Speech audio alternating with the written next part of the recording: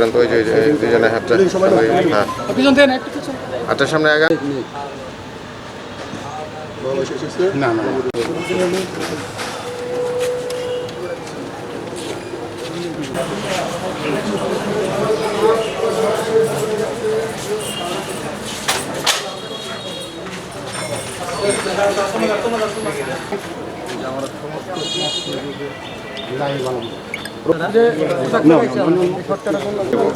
কারণ আপনারা পোশাক নিয়ে আসছেন তো ওই যে দুজনে হাতটা হ্যাঁ সারা দেশের ন্যায় জামালপুর জেলাতেও মাদক একটি অন্যতম বড় সমস্যা, সামাজিক সমস্যা। আমাদের বর্তমান পুলিশ সুপার স্যার জামালপুর জেলায় যোগদান করার পর থেকেই মাদকের বিরুদ্ধে সর্বাত্মক অভিযান পরিচালনা হয়ে আসছে। আমাদের বিশেষ করে ডিবি-1-এর যে ইনচার্জ আছে ইন্সপেক্টর রাজমুস সাকিব, তার নেতৃত্বে ডিবি-1 বরাবরই মাদকের বিরুদ্ধে সোচ্চার। এবং ইতিমধ্যে এই মাসে আমাদের প্রায় 84 কেজি গাঁজাসহ আরও অন্যান্য অনেক মাদক দ্রব্য উদ্ধার হয়েছে।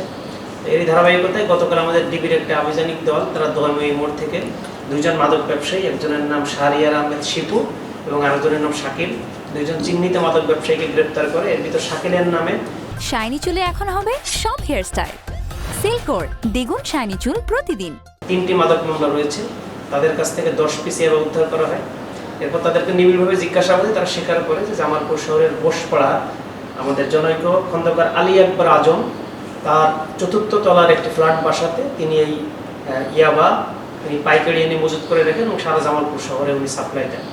এই তথ্য পেয়ে আমরা সেই ভবনের সেই ভাড়া বাসাতে তার বাসাতে অভিযান পরিচালনা করি এবং তার ঘরের ভিতরে রাখা আলমারিতে আমরা তল্লাশিকালে 4000 পিস উদ্ধার করি। মোট এই 3জন আসামির কাছ থেকে 4010 পিস উদ্ধার হয়েছে এবং তাদের বিরুদ্ধে এখন মামলা প্রক্রিয়াধীন আছে।